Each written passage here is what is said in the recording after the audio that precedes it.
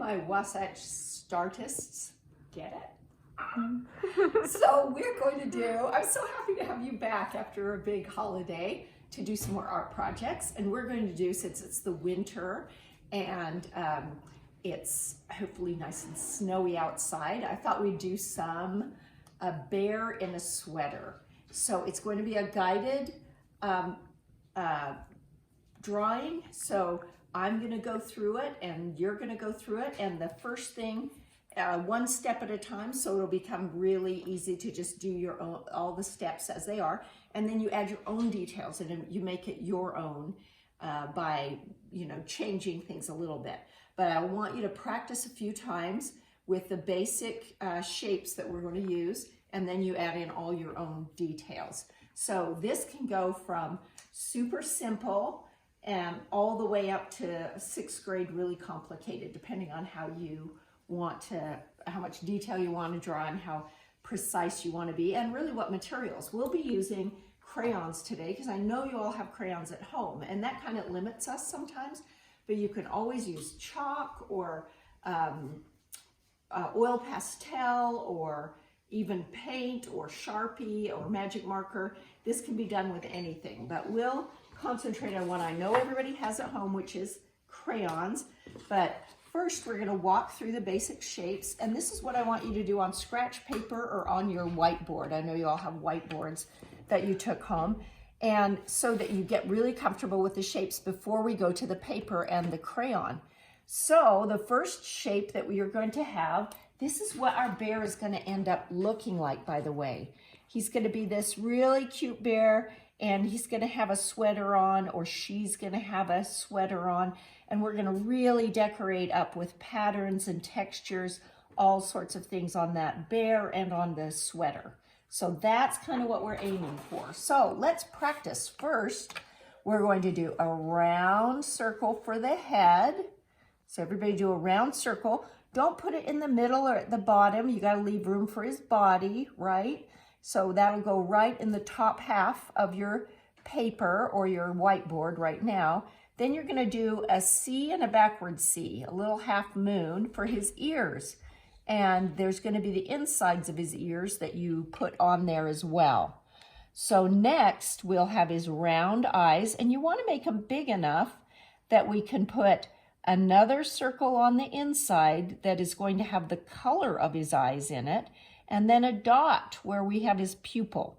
So make this outer circle big enough that we can make another color circle with the color of his eyes, and then the dot for his pupil.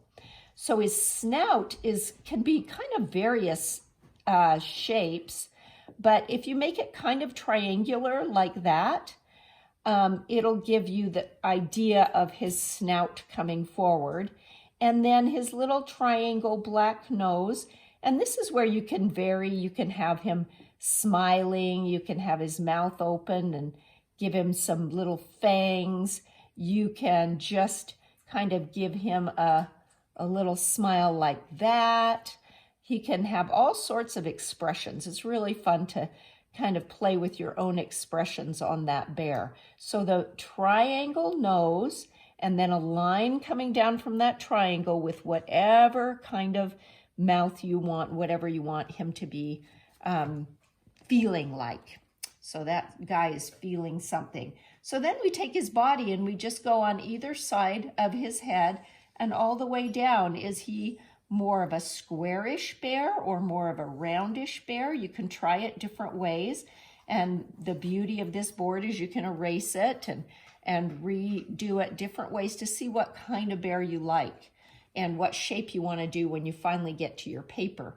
So then comes the fun part of patterns and repeating shapes and textures and line to make his sweater. So you make some various lines across that will be what his pattern of his sweater is. And remember the line monster. Remember our line monster lesson where some lines need to be thick and some thin and some can be dotted and some are close to each other and some are far away. And then you get to fill in with all sorts of different patterns, and you just keep filling in all sorts of details until it's as busy a sweater as you want. And these are all kind of things that we practiced with line, right?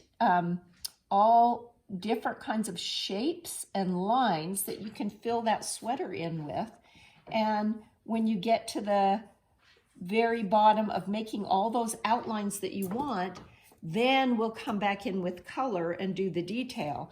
So when you have your paper one, you can also practice on your whiteboard how you're going to make his fur.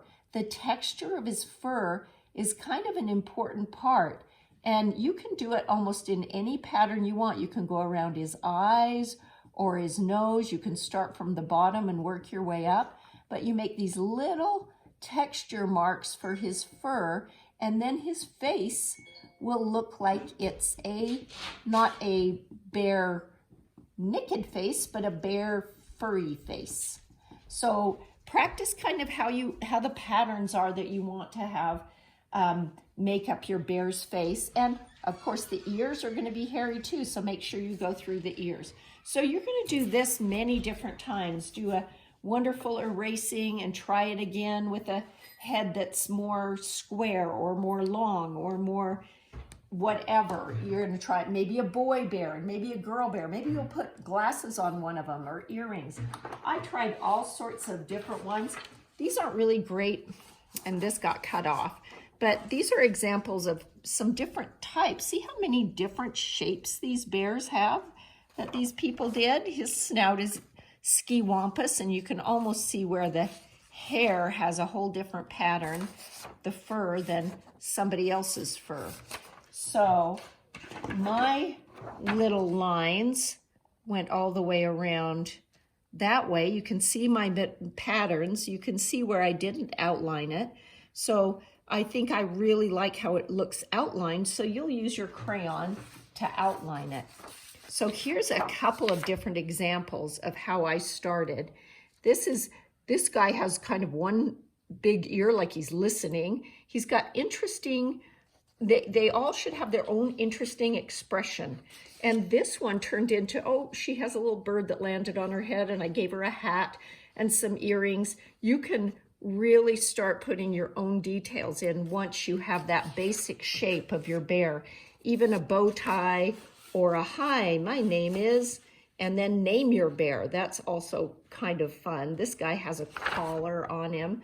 But if you then get to your paper part and you've practiced and practiced and you feel really comfortable, then you find your darkest black crayon. I think this says black, and you do it straight on the paper. So you don't even need to start with pencil or worry about erasing. You will have practiced so much. This will be super duper comfortable for you because you've already been there. Make sure you make your face big enough that you can put all those details in. And then your ears. And then what's next? Yep, the eyes, the outside of the eye, the inside of the eye, and the pupil of the eye. Then the triangular kind of snout and the little triangle nose. And let's see, maybe this guy's super happy, but he's got some little fangy teeth. He's gonna look for some penguins later on. So then his body, maybe I'll make his body come down this way. And I could even put a scarf on him if I wanted. Maybe this guy has a scarf that he's wearing, and I could add that detail. You will have decided that from all of your practicing. Oh, I almost forgot to put the inside of his ears here. But before I start getting to the color part, I'm, remember, going to be careful to fill in and kind of be, not be in too much of a hurry, but fill in all that hair, those little texture hair parts. I go around each eye and then go around the nose and then start the second layer around the eyes, going all the way around, just kind of following his face. And I'll fill that whole thing in the way I did here with his hair. Just keep filling in, or fur actually. And remember the ears, I'm gonna fill in the ears. So I've started with some little blue eyes. I'll make his snout a different color than his fur so that it stands out. I made his snout the same color as the inside of his ears. And then I just went crazy with every different pattern and color I could think of with the sweater. And I'm really excited to see what you guys decide to put on your sweaters. If you name your bear, maybe you have a Utah Jazz shirt on your bear if you love that, or a Wasatch Stars shirt. Maybe you have earrings or a purse. You know, think of that other little detail that you want to add to it. And all the colors that you can put into it. Remember to layer up your colors. It's always more interesting if you do really careful craftsmanship, going back and forth hard with your crayon and layer up those colors. I'm going to finish a couple of these and come back and show you what I've done. And then I can't wait to Zoom with you and see what we can do together. So I've worked on my bears and they are so much fun. I just couldn't help keep adding details and details and making them their own little expressions and their own little personalities. So feel free to go as far as you want with the sweaters. Make sure that you press really hard with your crayons. You can see where I've added 2 or 3 different browns and golden yellows to make his fur color. Get really as intricate and delicate as you want, or keep it as simple as you want. I've got a whole family of kind of different types. His mouth here has more of a smile. This is a little chalk that I used in case you have something like that with a Sharpie outline.